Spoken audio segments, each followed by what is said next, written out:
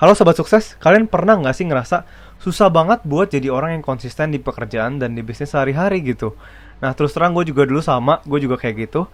Nah di video kali ini gue akan bahas gimana caranya supaya kita tetap konsisten dan bisa jadi orang yang lebih konsisten di bisnis dan juga di pekerjaan kita sehari-hari.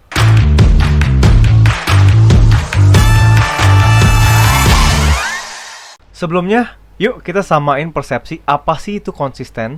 Jadi konsisten itu adalah di saat kita tetap ngelakuin kewajiban kita, tanggung jawab kita yang harus kita lakuin, tanpa kita harus ada orang yang ngeliatin, bos kita harus liatin, yang ngawasin, tanpa harus ada orang yang ngeliatin. Dan walaupun kita lagi nggak pengen sebenarnya buat ngelakuin tanggung jawab itu, kita tetap lakuin. Itu konsisten buat gue. Menurut gue yang pertama yang bikin gue lebih konsisten adalah saat gue punya kebiasaannya. Yang namanya kebiasaan harus ada pembiasaan. Kalau misalnya kebiasaan baik itu harus dibangun secara sengaja. Tapi kalau kebiasaan buruk hanya dibutuhkan pembiaran. Kalau misalnya kamu mau jadi orang yang konsisten dan punya kebiasaan yang baik, kamu harus terus ngelatih diri kamu. Walaupun kamu lagi nggak pengen, walaupun misalnya lagi nggak ada yang liatin, tapi kamu tetap kerjain dengan 100% gitu. Dengan maksimal. Ibaratnya kamu walaupun nggak ada yang liatin, kualitas kerjaannya itu tetap sama.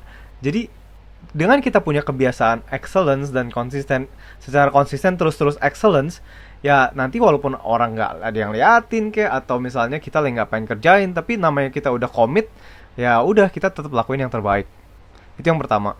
Nah yang kedua adalah manfaatkan teknologi reminder. Nah kalau misalnya teman-teman nih, misalnya teman-teman suka lupa, kayak gue terus terang gue orang yang pelupa banget. Nah gue ngegunain yang namanya Slack.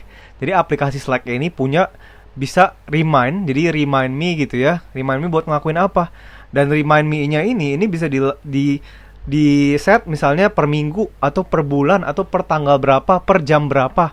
Nah, itu bisa dilakukan. Jadi misalnya reminder gue muncul, oh iya gue harus kerjain. Jadi kalau dan di Slack itu kita bisa misalnya kalau udah dikerjain kita kasih emoticon done gitu. Nah, dengan kita manfaatkan teknologi seperti itu, kita bikin otomatis. Nah, kalau misalnya udah jadi otomatis, akan lebih gampang buat kita ngelakuinnya. Dibanding ibaratnya, kenapa kita nggak konsisten adalah karena di otak kita tuh kita mikir, kalau aduh ini berat banget sebenarnya. Kalau tugasnya itu, aduh susah banget, gue nggak pengen, nanti aja deh gue kerjainnya. Nanti aja deh, nunda. Jadinya nggak dikerjain sama sekali. Dengan kita adanya reminder ini, jadinya buat kita, oh ya ini harus dikerjain, toh juga nggak lama, paling 5 menit. Ya udah kita jadi bisa manfaatin itu dan put done. Nah saat kita put misalnya emoticon done, kita jadi senang nih. Wah gue udah konsisten nih, gue udah bangun kebiasaan gue. Ini balik lagi ke poin gue yang pertama, yaitu bangun kebiasaan. Yang terakhir adalah punya long term goal atau why yang jelas juga gitu. Jadi dengan kita punya ibaratnya visi jangka panjang atau tujuan jangka panjang, itu membuat kita lebih komit buat lebih konsisten.